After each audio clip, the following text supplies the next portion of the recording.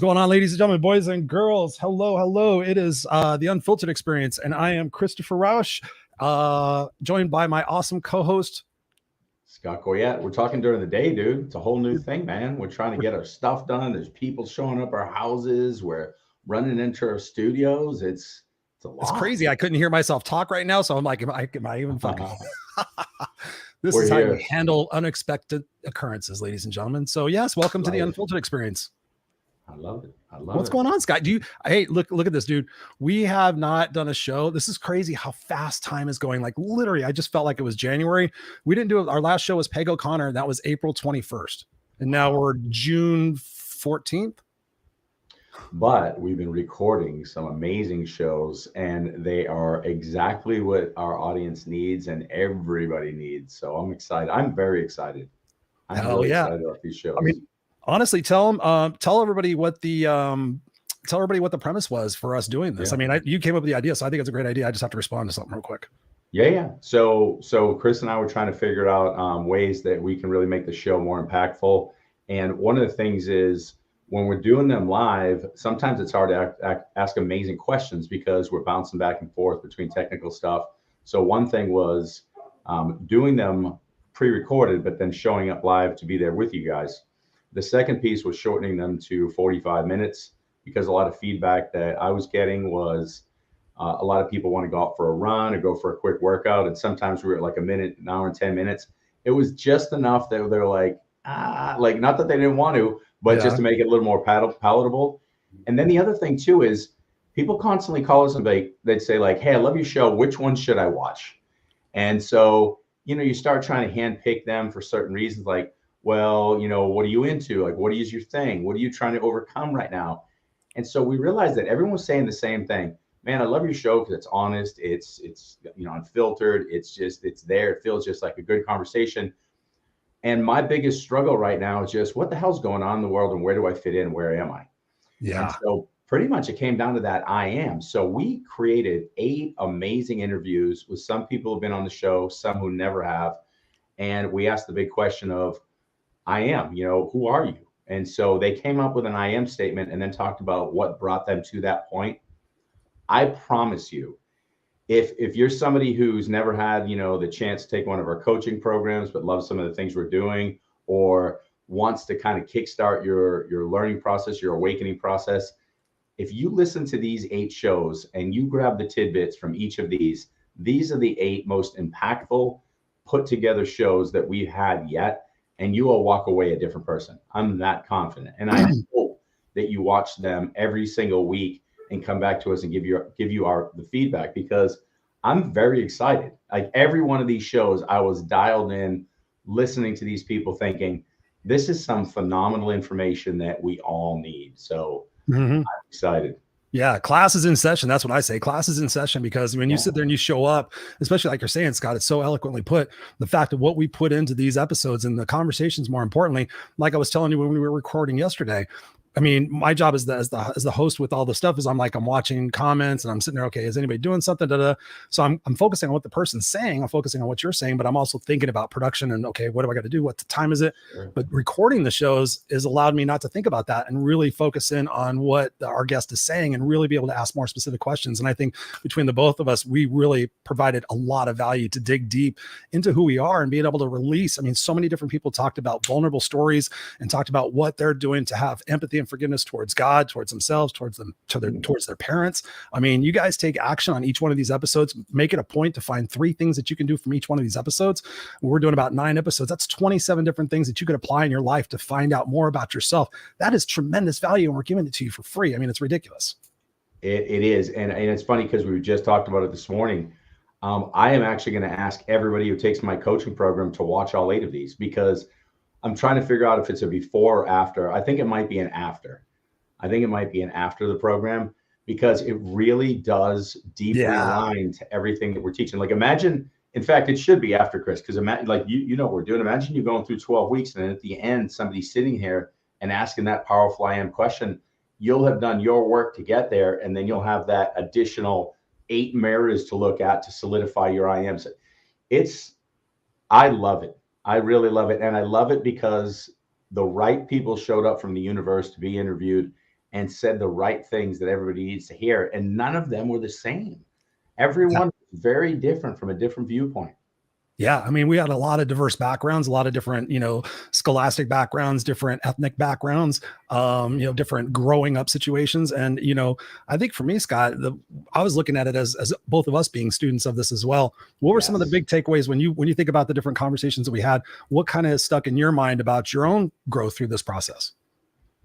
Chris, and I love that. One of the things that I was thinking about the most is I'm so focused on elevating my I am statements to make them more. I always talk about this. Does your I am statement, could it be a statement pre-birth, at age 2, at age 12, at age 20, at age 30, at age 70, and even posthumously? Could you still say that I am statement, like I am divine, I am creator, I am universe? If you could say those, to me, those are very evolved I am statements that allow us to truly manifest what we want. But one of our guests really, really, really challenged that and reminded me something. Yes, we are divine spirits living in this human existence, but we are living in this human existence now. Mm-hmm. And so when I really listened to the things that he said, it rocked my world in the present moment. And it really, really awakened me to realize that we've got to have two sets of I am statements, in my opinion. One in the present moment so we can manage our situations, and those that we know are a deeper truth in our infinite spirit. And so I think you know what I'm talking about. Mm-hmm. Do you want to share maybe his clip, and then we can? Yeah. We're talking Earl, right? Yes. Yeah. I just want to make sure. I was still dealing with the other situation that I have going on here at my house at the present moment. I know this is the bug guy ringing the doorbell. I've got the bug guy ringing the doorbell. My dog's going crazy. My wife is saying the bug guy's there. I'm trying to tell her, can you talk to him through the doorbell and tell him to fucking stop ringing the doorbell? So ladies and gentlemen, Hi, how are you doing? No, what Earl shared. I mean, we've had Earl on the show before, and he's such a tremendous soul. I mean, when you hear this guy talk, you can't help but listen. I think about it in terms of like Darth Vader. When Darth Vader, the character talk, you listen to every word Darth Vader's saying, and because you're just captivated, number one, by his voice, but by the presence of who he is. And that's the same thing with Earl. And what he shares in this particular clip is just mind blowing. But again, it's an example of the things that we face in our life and how we can shift our perspective about that. This is just a small clip of the story, but we're talking about things that I have not experienced. So on November 12th of this past year, my only child, my daughter, died. And it was a surprise. What? And she simply expired. Her heart gave out and she died on the spot. Wow. And I will tell you that part of my I am statement used to be, because it is variant, because there is no one thing that you can I am. You must allow for the dynamic of change to come into your life. So in 1 minute, it can be that I am peaceful, I am tolerant, I am patient. But in that moment, I lost every perspective of my I am, because we often ground ourselves in our children. Yeah. And we foundation our I am, our identity on our children. That's just 60 seconds of an amazing conversation that nearly went about 45, 50 minutes. I mean, I'd actually just sent Earl a message because I was thinking about him, and I just sent him a message today. He hasn't responded yet, but such a powerful man and his experiences, and so vulnerable. I mean, it was just super powerful. I think that one for me is probably one of the top conversations that we had. Yeah, absolutely. And it really woke me up to something too, because I get so focused because what I do for a living, that I really want people to find their infinite truth and deeper connection to spirit and understand their true power and clear that conduit to source, as does Earl. We are very similar in our coaching. And it's funny because we're some of those people, and these people that are deep, great friends that you're not sure if you talked 2 weeks ago or a year ago, because you're always like, oh, hey, what's up, man? And you're very connected, like you never skipped a beat. So I literally said, hey, do you want to be on the show? And I was thinking, I talked to him like 2 or 3 months ago. And then he drops that in front of us on the show. And he said, that was the first time I heard it. Yeah. So I'm sitting here thinking to myself, this is a beautiful human being who I love, who I consider a good friend. That, one of the things is, if you're truly authentic and transparent with people, I always hear people say you only have a few friends. I have a lot of people I really love. I really do. So when he said that to me, my heart sunk. And so in that sinking, and I know you felt the exact same way, I was like, holy crap. Like sometimes we get so hyper focused on the spiritual component of our existence, we forget to just be human in this present moment. And I mean, it's hard for me to process it because I know he thinks like me, and I know this moment for him is a massive learning experience. That's one of the most horrific ones you could have, but I know the outcome is going to be the same, is that he's living in this present moment. And I wish this is not the way I was learning this lesson, but hopefully we can all learn from it. Is we seek to understand our divinity while truly embracing the moment of our humanity. Well said. Well said. Yeah.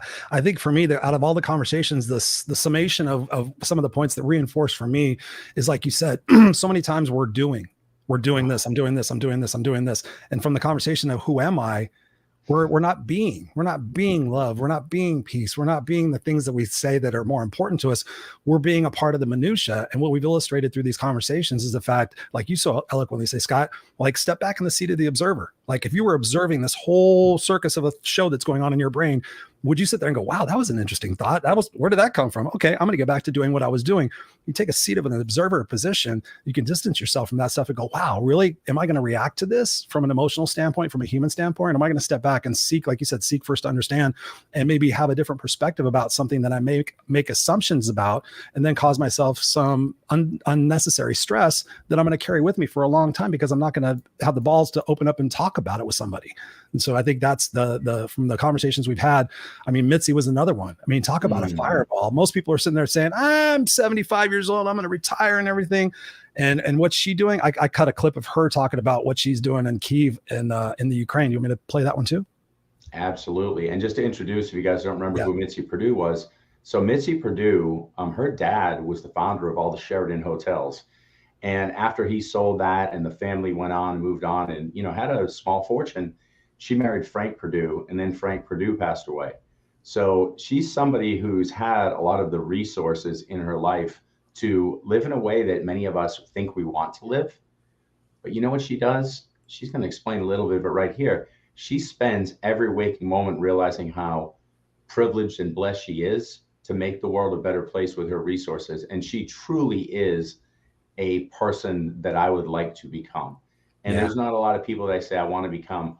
Earl and Mitzi have a lot of things that make me want to lean forward and not stay in this status quo. So Mitzi Perdue was phenomenal. Check this out. It's unreal. So I'm 81 at the time, 82 now. At 81, I get on a plane and I end up in Kyiv. And my first night there was an air raid, and I spent it in a bomb shelter. Whoa. And I would make a guess that of the 21 articles that I've written and had published since then, that was my first trip. There was a second trip in December. I would say that a quarter of them, the interviews, were done in bomb shelters during attacks. So I get to be an 81-year-old war correspondent. Cool. Wow. That's awesome. I think so. But, well, I shouldn't say it. I should be more modest and not admit that I think it's great, but we're all friends, so I'll admit, yeah, I'm really pleased that it worked out that way. Well, while I was there, I got to see so many things where an individual might be able to make a difference.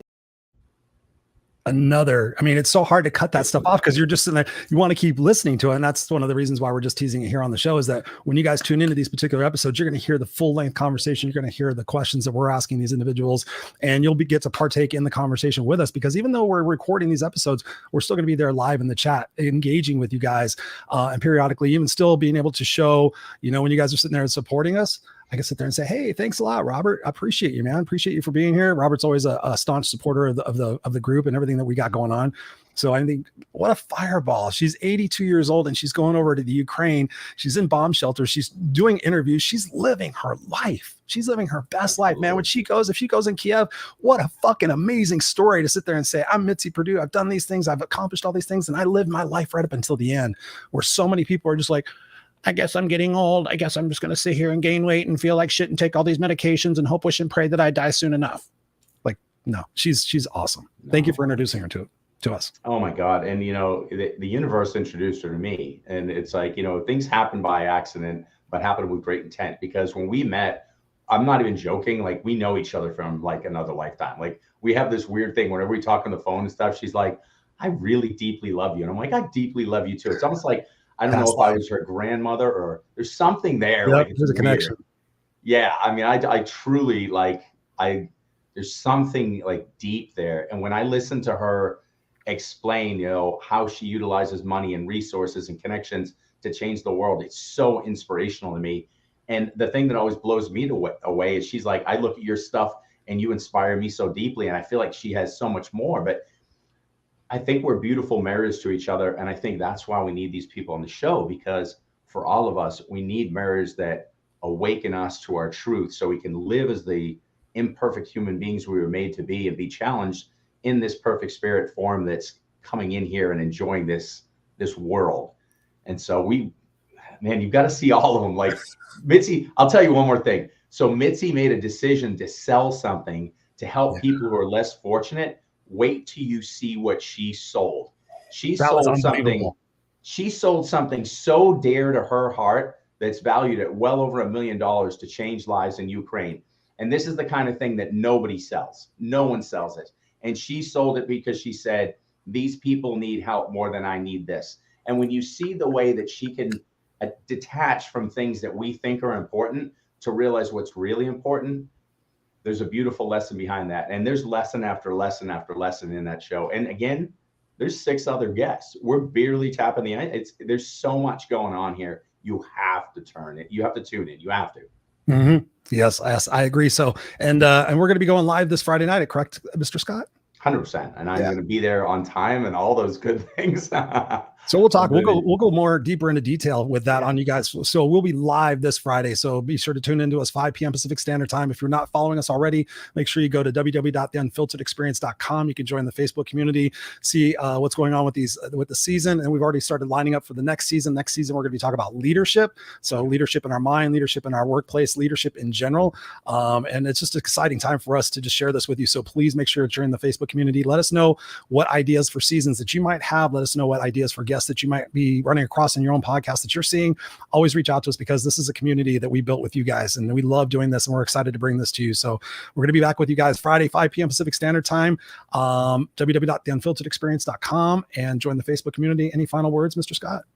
I just love you people. That's all. Go enjoy your day. We do. We love you guys. Go out there, be brilliant, enjoy your moments, and live your life. We love you.